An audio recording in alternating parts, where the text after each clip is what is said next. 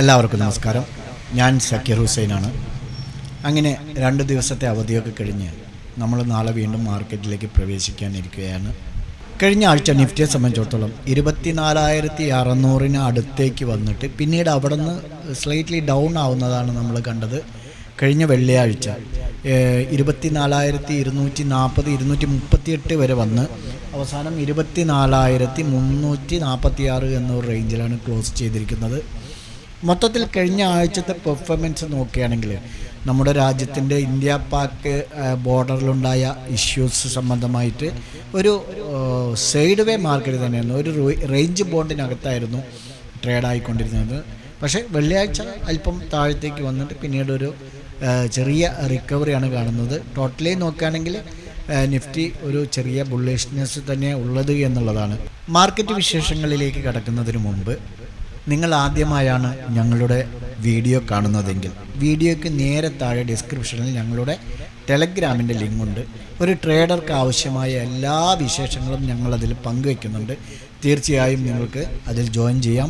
മറ്റൊരു കാര്യം, ഇതിനു മുമ്പ് ഉണ്ടായിരുന്ന ഞങ്ങളുടെ ടെലഗ്രാം ഐഡിയും ചാനലുമൊക്കെ ഹാക്ക് ചെയ്യപ്പെട്ടു. അതുകൊണ്ട് തന്നെ പഴയ ആളുകൾ ആരെങ്കിലും സബ്സ്ക്രിപ്ഷൻ പ്ലാൻ എടുത്തവർ ഇനിയും ജോയിൻ ചെയ്യാനുണ്ടെങ്കിൽ താഴെ കാണുന്ന ലിങ്ക് വഴി ജനറൽ ഗ്രൂപ്പിൽ ജോയിൻ ചെയ്തതിനു ശേഷം ഞങ്ങളുമായി ബന്ധപ്പെടുക. ഓക്കെ, അടുത്ത ആഴ്ചയിൽ മാർക്കറ്റിനെ സ്വാധീനിക്കുന്ന ഘടകങ്ങൾ എന്ന് പറയുമ്പോൾ US ഫെഡ് ഇൻട്രസ്റ്റ് റേറ്റ് തീരുമാനം, അതുപോലെ FIErsൻ്റെ ആക്ടിവിറ്റി, കോർപ്പറേറ്റുകളിൽ നിന്നുള്ള ക്വാർട്ടർലി ഏണിങ്സ് എന്നിവ ആയിരിക്കും. ഇതിൽ പ്രധാനമായും എടുത്തു പറയേണ്ടത് FIErs ഏത് ഭാഗത്തായിരിക്കും എന്നതിനെക്കുറിച്ച് തന്നെയാണ്. അവർ ഏത് ഭാഗത്തായിരിക്കും എന്നതിനെ ആശ്രയിച്ചായിരിക്കും 95% നടക്കുക. കഴിഞ്ഞ 12 ട്രേഡിംഗ് ഡേയിലും അവർ സ്ഥിരമായ ബയ്യിങ് ആണ് നടത്തിയിരുന്നത്. കാശ്മീരിലെ പഹൽഗാം ഇൻസിഡൻസിനെ തുടർന്ന് ഇന്ത്യയും പാകിസ്ഥാനും തമ്മിലുള്ള വർദ്ധിച്ചു വരുന്ന സംഘർഷങ്ങൾ മൊത്തത്തിൽ ഇൻവെസ്റ്റേഴ്സിൻ്റെ ശ്രദ്ധയിലുണ്ടാകും എന്നുള്ളത് തന്നെയാണ്. അതുപോലെ US സാധ്യമായ ട്രേഡിംഗ് ഡീലിനെ കുറിച്ചുള്ള ഒരു ശുഭാപ്തി വിശ്വാസവും FIErsൻ്റെ തിരിച്ചുവരവിൽ അവർ നടത്തുന്ന സ്ഥിരമായി ബയ്യിങ്ങും കഴിഞ്ഞ ആഴ്ച മാർക്കറ്റിനെ ഒരു സ്ലൈറ്റ്ലി പോസിറ്റീവായി ക്ലോസ് ചെയ്യാൻ സഹായിച്ചിട്ടുണ്ട്. എന്നാൽ ഭൗമരാഷ്ട്രീയ സംഘർഷങ്ങൾ എന്ന് പറയുമ്പോൾ ഭൂമിതല സംഘർഷങ്ങൾക്കും നിലവിലുള്ള താരിഫിനും ഇടയിലുള്ള ടെൻഷൻ മാർക്കറ്റിൽ നിലനിൽക്കുന്നുണ്ട്. അത് തുടർന്ന് നിലനിൽക്കും എന്ന് പറഞ്ഞാൽ ഒരു വലിയ റാലിയോ അല്ലെങ്കിൽ ഒരു വലിയ മൂവ്മെൻറ്റോ ഉണ്ടാവാൻ സാധ്യതയില്ല എന്നാണ് അർത്ഥമാക്കുന്നത്. ഈ ആഴ്ച മാക്രോ ഇക്കണോമിക് ഡാറ്റ വരുന്നുണ്ട്. HSBC സർവീസസ് PMI ഇൻവെസ്റ്റേഴ്സ് പ്രത്യേകം നിരീക്ഷിച്ച് മാത്രമേ തുടർന്ന് മാർക്കറ്റിൽ കണ്ടിന്യൂ ചെയ്യുകയുള്ളൂ. അതുപോലെ തന്നെ ഈ ആഴ്ചയും മാർക്കറ്റിന് നിർണായകം തന്നെയാണ്. പ്രധാനമായ ഡൊമസ്റ്റിക് ആൻഡ് വേൾഡ് ട്രിഗേഴ്സ് നിറഞ്ഞ് ഇരിക്കുകയാണ്. 1 പാകിസ്ഥാനുമായുള്ള താരിഫ്, 2 ജിയോ പൊളിറ്റിക്കൽ ടെൻഷൻ, അതുപോലെ 3 ഇക്കണോമിക് രംഗത്ത് നിക്ഷേപകർ, HSBC composite PMI data publishing വരുന്നുണ്ട്. അതുപോലെ 4ാമത്തെ വേൾഡ് ലെവലിലെ ഫെഡ് ഇൻട്രസ്റ്റ് റേറ്റ് തീരുമാനം മെയ് 7 പബ്ലിഷ് ചെയ്യും.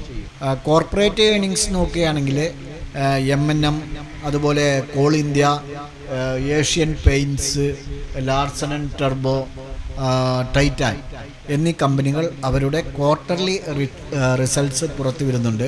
കഴിഞ്ഞ ആഴ്ച BSE സെൻസെക്സ് 1280 പോയിൻ്റ് പോസിറ്റീവും, അതുപോലെ NSE നിഫ്റ്റി 307 പോയിൻ്റ് പോസിറ്റീവിലും ക്ലോസ് ചെയ്യാൻ സാധിച്ചിട്ടുണ്ട്. നമ്മുടെ മാർക്കറ്റിനെ സംബന്ധിച്ചിടത്തോളം വേൾഡ് ലെവലിൽ US ചൈനയും തമ്മിലുള്ള ട്രേഡിംഗ് ഫൈറ്റ് കുറയുന്നതും ഡോളറിൻ്റെ വീക്ക്നെസ്സും നമ്മുടെ രാജ്യം പോലുള്ള വളർന്നു വരുന്ന മാർക്കറ്റുകൾക്ക് പോസിറ്റീവ് സെൻറ്റിമെൻറ്റായി മാറുന്നുണ്ട് എന്നാണ് കണക്കാക്കപ്പെടുന്നത്. മറ്റൊരു പ്രധാന കാര്യം എന്ന് പറയുന്നത് സ്റ്റേറ്റ് ബാങ്ക് ഓഫ് ഇന്ത്യയുടെ ജാനുവരി മുതൽ മാർച്ച് വരെയുള്ള ക്വാർട്ടർലി റിസൾട്ട് പുറത്തുവിട്ടിട്ടുണ്ടായിരുന്നു. 8.34% ഇടിഞ്ഞ് 19,600 കോടി രൂപയായി കുറഞ്ഞിട്ടുണ്ട്. കഴിഞ്ഞ വർഷം ഇതേ പാദത്തിൽ ഇതേ കാലയളവിൽ ഇത് 21,384 കോടി രൂപയായിരുന്നു. പ്രധാനമായും അറ്റപലിശ മാർജിനിലെ ഇടിവാണ് ഇതിന് കാരണമായത്. ഇനി നിഫ്റ്റിയുടെ സപ്പോർട്ട് നോക്കുകയാണെങ്കിൽ നിഫ്റ്റി പ്രധാനമായും 24,200 ഒരു മേജർ സപ്പോർട്ട് എന്ന് പറയുന്നത്. അതിന് മുകളിൽ 24,250 280 ചെറിയ സപ്പോർട്ടുകളാണെങ്കിലും അതൊന്നും കാര്യമല്ല. 24,200 എന്നുള്ളത് ഒരു മേജർ സപ്പോർട്ട് തന്നെയാണ്.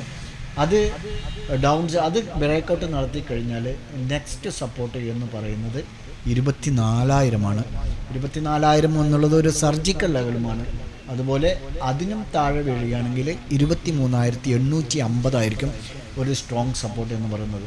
റെസിസ്റ്റൻസ് ലെവലുകൾ നോക്കുകയാണെങ്കിൽ 24,600 24,700 ഇടയിൽ 24,600 ബ്രേക്ക് ചെയ്ത് കഴിഞ്ഞാൽ അവിടെ നിന്ന് അങ്ങോട്ട് 24,650, അതുപോലെ 24,680, 24,700. അതുകൊണ്ടാണ് 24,600 700 ഇടയിൽ ഒരു റെസിസ്റ്റൻസ് സോൺ തന്നെയാണ്. ഇനി ബാങ്ക് നിഫ്റ്റിയുടെ റെസിസ്റ്റൻസ് നോക്കുകയാണെങ്കിൽ 55,700 റെസിസ്റ്റൻസ് സോൺ എന്ന് പറയുന്നത്. സപ്പോർട്ട് സോൺ നോക്കുകയാണെങ്കിൽ 54,680 തൊട്ട് താഴെ തന്നെ 54,580 അപ്പോൾ 54,680 ടു 54,580 എന്നുള്ള ഒരു സപ്പോർട്ട് ലെവൽ നമ്മൾ വാച്ച് ചെയ്യേണ്ടി വരും. കഴിഞ്ഞ വെള്ളിയാഴ്ച നമ്മുടെ മാർക്കറ്റ് ക്ലോസ് ചെയ്തതിന് ശേഷം ഗിഫ്റ്റ് നിഫ്റ്റി 128 പോയിന്റ് പോസിറ്റീവിലാണ് ക്ലോസ് ചെയ്തിരിക്കുന്നത്. അതുപോലെ ഡോ ജോൺസ് 600 പോയിന്റ് 561 പോയിന്റ് പോസിറ്റീവിലാണ്. S&P സ്ലൈറ്റ്ലി പോസിറ്റീവിലാണ്. നാസ്ഡാക്ക് 266 പോയിന്റ് പോസിറ്റീവിലാണ് ക്ലോസ് ചെയ്തിരിക്കുന്നത്. യൂറോപ്യൻ മാർക്കറ്റ് എല്ലാം തന്നെ നല്ല ഒരു ഗ്രീനിലാണ് ക്ലോസ് ചെയ്തിരിക്കുന്നത്. അതുപോലെ ഗോൾഡ് 3,200 ടു 250 സസ്റ്റെയിൻ ആയിരിക്കുകയാണ്. ബിറ്റ് കോയിൻ ആണെങ്കിൽ 95,000 ടു 97,000 ഈ ഒരു റേഞ്ചിൽ കൺസോൾട്ടേഷനാണ്. ക്രൂഡ് ഓയിലാണ് അല്പം പരിതാപകരം. $61 എത്തിയെങ്കിലും പിന്നീട് അത് 58 താഴ്ന്നു കഴിഞ്ഞ വെള്ളിയാഴ്ച തന്നെ. അതുപോലെ ഡോളർ ഇൻഡെക്സ് നോക്കുകയാണെങ്കിൽ 100 സസ്റ്റെയിൻ ചെയ്തുകൊണ്ടിരിക്കുന്നു. നോക്കൂ, നിഫ്റ്റി ചാർട്ടിലേക്ക് വരുമ്പോൾ 24,200 നമുക്കൊരു, ഇത് 1 ഡേ ടൈം ഫ്രെയിമാണ്. 24,200 ഒരു സ്ട്രോങ് സപ്പോർട്ട് സോണായിട്ട് നമുക്ക് കാണാൻ കഴിയുന്നത്. എന്നാൽ അതിന് മുകളിലായി തന്നെ കഴിഞ്ഞ വെള്ളിയാഴ്ചത്തെ ലോ എന്ന് പറയുന്നത് 24,238. അതുപോലെ തന്നെ അതിന് തൊട്ട് മുമ്പത്തെ, അതായത് പ്രീവിയസ് ഡേയിലെ കഴിഞ്ഞ 24 ഏപ്രിൽ നോക്കുകയാണെങ്കിൽ 24,216 എന്നുള്ളൊരു ലോ ഉണ്ട്. അപ്പോൾ 24,200 24,300 എന്നിങ്ങനെ ഈ ഒരു ഉള്ളിൽ 24,300 200 ഇടയിലായിരിക്കും സപ്പോർട്ട് സോണായിട്ട് ആക്ട് ചെയ്യുക. മേജർ സപ്പോർട്ട് സോൺ എന്ന് പറയുന്നത് 24,200. അതേപോലെ റെസിസ്റ്റൻസ് നോക്കുകയാണെങ്കിൽ 24,600. 24,600 മുകളിൽ വരികയാണെങ്കിൽ 24,600 ടു 700 റെസിസ്റ്റൻസ് സോൺ തന്നെയാണ്.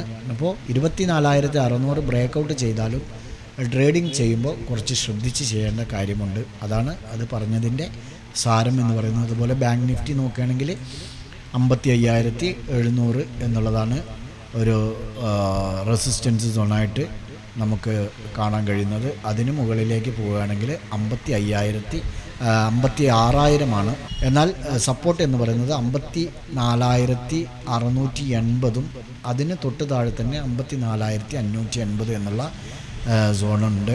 അപ്പോൾ ഈ ഒരു ഭാഗം 54,700 54,600 ആ ഒരു റേഞ്ചിൽ സപ്പോർട്ട് സോണാണ് എന്നാണ്. നമുക്ക് നാളെ നിഫ്റ്റി, ബാങ്ക് നിഫ്റ്റി, സെൻസെക്സ് എന്നിവയിലെ സപ്പോർട്ട് ആൻഡ് റെസിസ്റ്റൻസ് സോണുകളൊന്ന് മനസ്സിലാക്കാം. നമുക്ക് ഇത് ബാങ്ക് നിഫ്റ്റിയുടെ ചാർട്ടാണ്. ബാങ്ക് നിഫ്റ്റി നമുക്ക് സപ്പോർട്ടായിട്ട് ഈ ഒരു മേഖല തന്നെ വാച്ച് ചെയ്യാവുന്നതാണ്.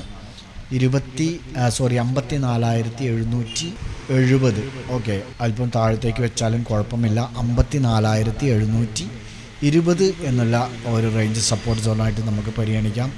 അതുപോലെ റെസിസ്റ്റൻസ് ആയിട്ട് നമുക്ക് ഈ ഒരു മേഖല തന്നെ നോക്കാവുന്നതാണ്, 55,300.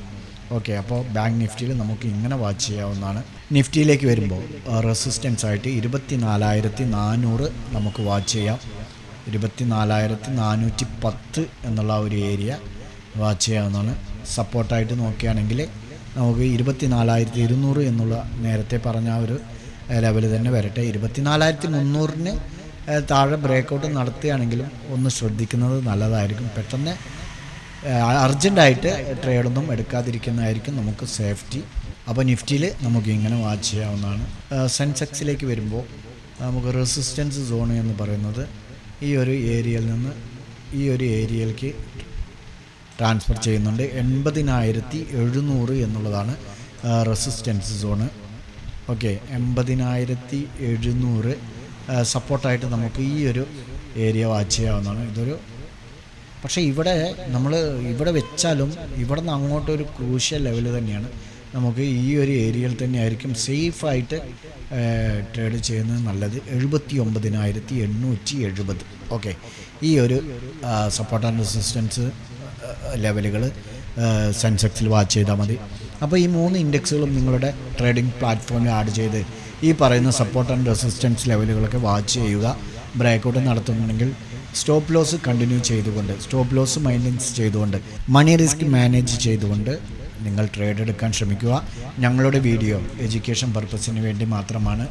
നാളെ ട്രേഡ് ചെയ്യുന്നുണ്ടെങ്കിൽ നല്ലൊരു പ്രോഫിറ്റബിൾ ഡേ ആവട്ടെ എന്ന് ആശംസിച്ചുകൊണ്ട് തൽക്കാലം നിർത്തുന്നു. ബൈ.